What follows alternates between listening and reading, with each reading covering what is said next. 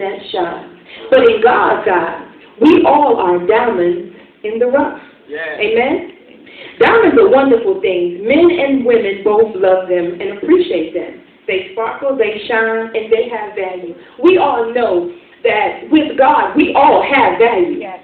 No matter what we've done, no matter what we've said, we all have a value with God. Amen? Amen. If you're looking to hoop and for me to sweat, I'm not that type of preacher. Amen? Right. But I'm here to just minister to your intimate. Amen. Minister to a place within you that most people don't want to deal with. But we're going to deal with ourselves today, our diamonds.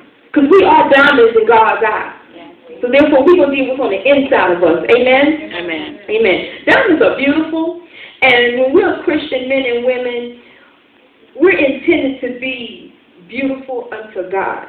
But a lot of times things that we do are not beautiful. Amen? Amen. Things that we have in our life that brings darkness or what we call shame, but as to a diamond, it's called carbon. It makes it not sparkle. It determines the value of the diamond by how much carbon is on that diamond. Amen? Right. And in our lives, the things that we deal with and we go through determines where we're at in Christ. Amen? Yes, So amen. therefore, if you sit back and look at yourself, look at the things that you've been through and things that you may be going through now. And I'll go a little deep and just name some things, and maybe we can find ourselves in those situations. Some of us have a spirit of deceit. Yes. Some of us have a spirit of lying. Some of us have a spirit of cheating. Some of us have a spirit of backbiting. Yes. Some of us have big heads. Amen? Amen. And that big head spirit just means you just feel you know it all the time, and that's a wrap, and that's it. Amen? Amen. But the reality part of it all is we are still diamonds. That's right. Right, Amen? right, right. And we're God's diamonds, but we're in the rough. So the point is, when a diamond is in the earth, and a diamond comes from the earth, where do we come from? We come from the earth. Amen? Right. Just like a diamond. So when a diamond is in the earth and it has to be dug up, then it has to go through its purification in order to become a diamond. It has to go through a process and a change. Yes. Amen? Amen. And we have to go through a process and a change to become that diamond that God wants us to be. Amen? So therefore, in order to go through that process and a change, some things have to be torn off. Some things have to be torn down. Yes. Some things have to be, you have to go through and have some things bumped out. Some things, and we don't like the way it feels.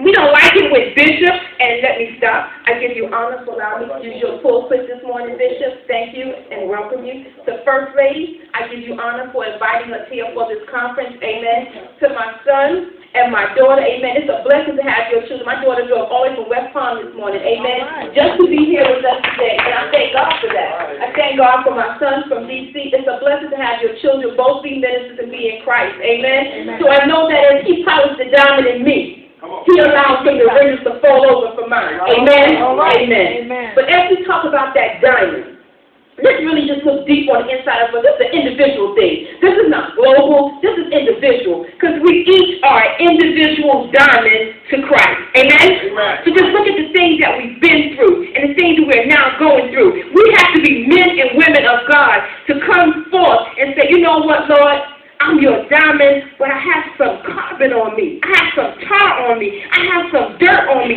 There's some things in my life, God, that are not adding up to what you want them to be, for me to be that perfect diamond that you would have me to be. So therefore, in knowing these things, what do we need to do? We need to stop and ask God, work on me, Lord. Amen. Right, right. Amen. Work on me, Lord, because we can't do it ourselves. No. We've got to have Him to do it. We think we can do it, but we can't. No. We've got to have God to go in and start making us.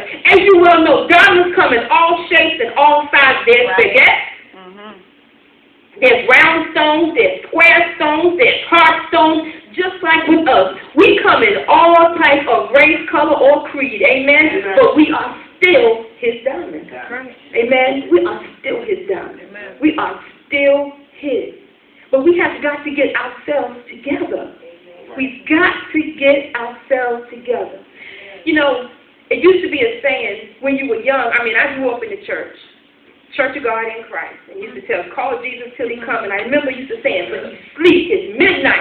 God is asleep. Can you let us go home? But He said, no, call Him till He comes. And now that I'm older and a great-grandmother and all those things, I realize now what it really was all about. My God. Because at that time, I was in the dirt. I wasn't the diamond that God had me to be. And we think that when we are younger, when we're teenagers, and then we become young adults, that, okay, well, I got time. The devil is a lie. You don't have time. You don't have time. Death has no age. Death has no age. Any of you all that are from Orlando and lived here a long time, in 1990, there was a murder here in Orlando where a babysitter killed an 18-month-old baby and put him in a swimming pool. It made all the news. Well, that was my son. 18 months old. Death has no age limit.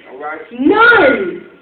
So we need to understand that now. We are God's diamonds from the time we are made in the womb till we come forth and as we grow up. And in doing so, we've got to allow Him to clean us up. Amen? Got to allow Him to clean us up. It doesn't matter whether you're the apostle, the bishop, whomever you call yourself to be.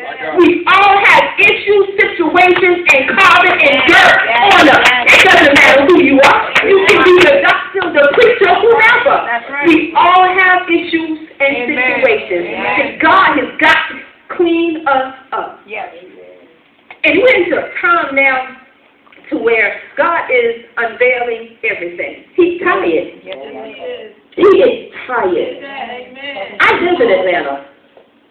And oh my God, He's tired. God is tired. And He's not playing. As you can well see, He's starting from the top and He's laying them to rest. Amen? He's not playing. But remember, you are still God's diamond. So we just have to stop and search ourselves. It doesn't matter what you did yesterday. As long as you go before Him and say, Father, I have sinned. I've come short of your glory. Forgive me, Lord God. And His word says, when you say that, instantly, He didn't say He's going to be like, He said, we'll get back with you, okay? I promise I'll get back with you. That's not God. He said right then, it's done. There's no lingering. He doesn't have to think about it. But one thing about God, God will fire you and let you keep on working without pay. Now that's something to think about. He will fire you and let you keep working without pay. Amen? So you have to think about that. You have to go, no, it doesn't matter how old we are. Let me tell you, in Atlanta, I feed the homeless. I have a restaurant there where I just closed my restaurant a week ago to, I'm relocating, and I feed the homeless. And I sit and when they come into the restaurant, and when you have an upscale restaurant, it's sad to where if we're dressed like we're dressed now, we don't want to sit next to them. We feel like we're better than they are. But the reality is, there's still a diamond in the rough. And we all one paycheck away. Some of us are paycheck with an EBT card, anything else, from being homeless. Amen? That's the reality. So the point I'm making is, it still doesn't matter your age. I feed ladies sometimes that are 85 and 90 years old that are here from Africa or Trinidad or Barbados, don't really even speak our language, but they're sleeping up under the bridge because they have no place to go and they have nothing. Reality is, it's still God's child. So every time you walk here and there and you see people out there and we so good, look at him, oh, he thinks. It's still God's child. And if you are a woman or a man, for real, come on. Go ahead. Come on, woman of God. A woman and a man have to give them life. So it could be your child. Amen. And that's one thing that I've always held on to. I thank God for what He's done in my children. Mine. But the reality is, it could have been one of them. So we're so quick to judge everybody, what they do, what they say, what they wear, but it could be yours. But remember, it's still God's diamond in the rough. And every time you put your mouth on one of God's diamond in the rough, that's some more carbon you now have on your life that you got to go back and get cleaned up. Like you don't have enough issues all by yourself. We don't need to just, if you know that you're standing in water and the faucet is off, okay, the water's at your ankle. Okay, so if we turn the faucet on, the water's going to come up and up and up. It's the same thing when you're out here putting your mouth on men and women of God, and even those that are not men and women of God. What you're doing is turning on the water, and you bringing more stuff on yourself, but you got to go back before the throne and say, God, forgive me. I put my mouth on my brother or my sister, and I was wrong. Because remember, words are powerful. Yes, they are. The earth was created by what? He spoke it. Oh, word. So you can speak all this negativity and all this garbage on other people's lives, and then you wonder why you got issues going on. Well, Lord, why am I going through this now? If you just get real quiet at midnight, when the earth is still, and God said, and you remember about 2 weeks ago, and you know, you were riding, and that guy was standing on the side of the road, and it was, you know, land on 90-degree heat, and he had wet on himself, he wasn't smelling that good, and you sit there and you talked about him. Regardless of how he looked, he was still mine.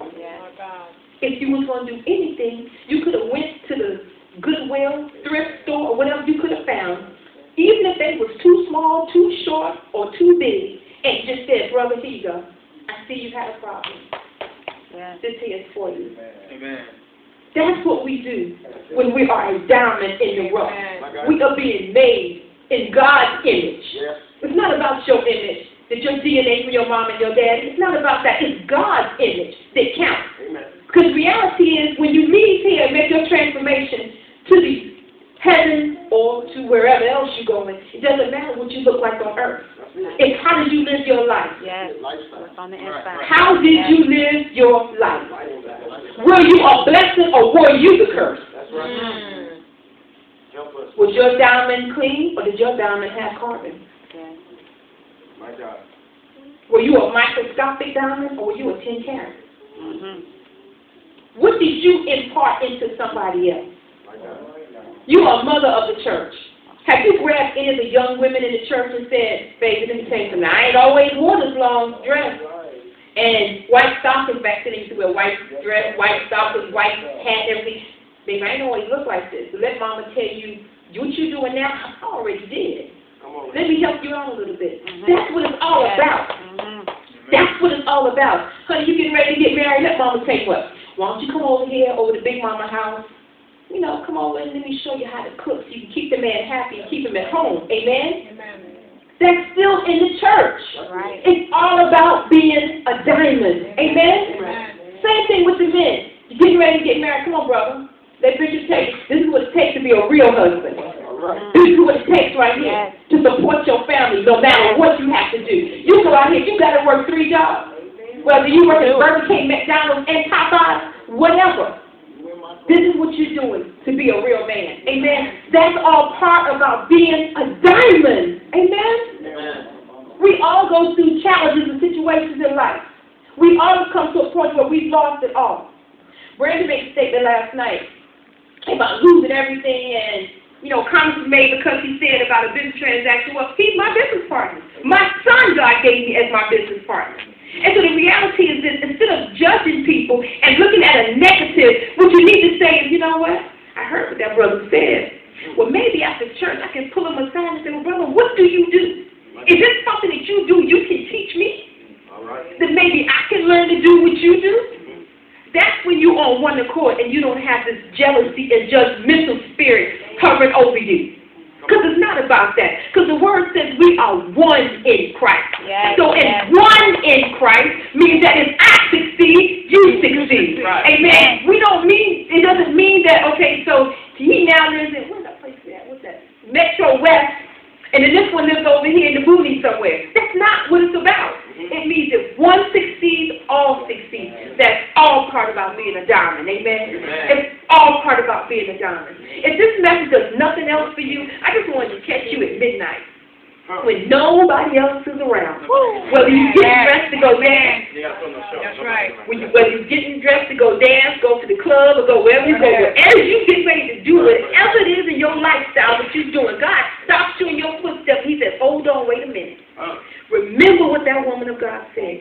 You are my diamond. So when you go out here to do certain things, you represent me like that. Oh, no, that's not me. All right. Because when people look at you, they should see what? They should see Christ. Because the word says you are Christ-like. Amen. And being Christ-like, they need to be able to see Christ in you. Amen? And that goes, need to see Christ in you. Amen. And you will find out that when you start to allow God to move in your life, it wouldn't make a difference whether you were